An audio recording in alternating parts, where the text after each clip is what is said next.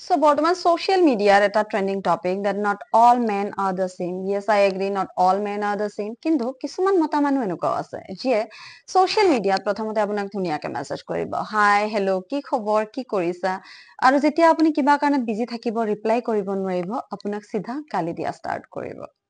আৰু কি বুলি গালি দিব সেয়াটো চাগে মই আপোনাক কোৱাৰ দৰকাৰেই নাই। কিছুমান মতা মানুহ আকৌ এনেকুৱাও আছে যাৰ কাৰণে হয়তো কোনোবা এজনী ছোৱালী নিজৰ গলিটোত ওলাবই ভয় কৰে। কিয়? কাৰণ কোনোবা দিনা হয়তো তাই কৰবালৈ যাওঁ বুলি ওলাই গৈছিল, ৰাস্তাত সিদিনা কোনো নাছিল, আৰু কোনোবাই কৰবাৰ পৰা আহি হঠাৎ তাইক টাচ কৰি থৈ গৈছিল। কিছুমান মতা মানুহ আকৌ এনেকুৱাও আছে যাৰ কাৰণে কিছুমান ছোৱালীয়ে চিটি বাছত উঠিবলৈ ভাবিবলগীয়া হয় বা ভয় কৰে। কিয়? কাৰণ চিটি বাছৰ ভিৰৰ চান্স লৈ কোনোবাই হয়তো তাইৰ গাত প্ৰাইভেট পাৰ্ট টাচ কৰাই থৈ গৈছিল বা তাইৰ কঁকালত, পিঠিত, পেটত চিকুটি থৈ গৈছিল।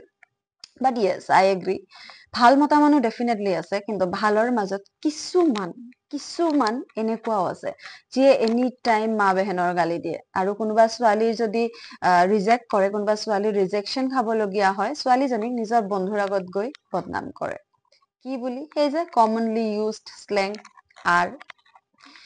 কিন্তু য়েছ, এজন দুজন কাপুৰুষৰ কাৰণে গোটেই পুৰুষ জাতিটোক দুখ দিয়াটো ঠিক কথা নহব। কাৰণ এই পুৰুষখিনিৰ মাজত আমাৰ দেউতা, আমাৰ দাদা বা আমাৰ আটাইতকৈ ভাল বন্ধুজনোতো আছে।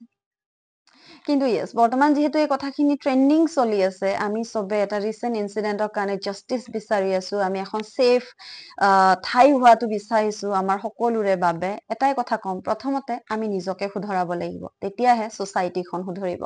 কাৰণ এজন ৰেপিষ্ট আৰু এনেকুৱা মেণ্টেলিটি কেৰি কৰা এজন মানুহৰ মাজত মই একো ডিফাৰেঞ্চ বিচাৰি নাপাওঁ। আৰু বাকী যাতে আপোনাৰ ওচৰত প্ৰতিজনী ছোৱালী চিনাকি হওক বা অচিনাকি যাতে ছেফ ফিল কৰে, তাকে আশা কৰিম। বাকী হেপী ৰক্ষা বন্ধন।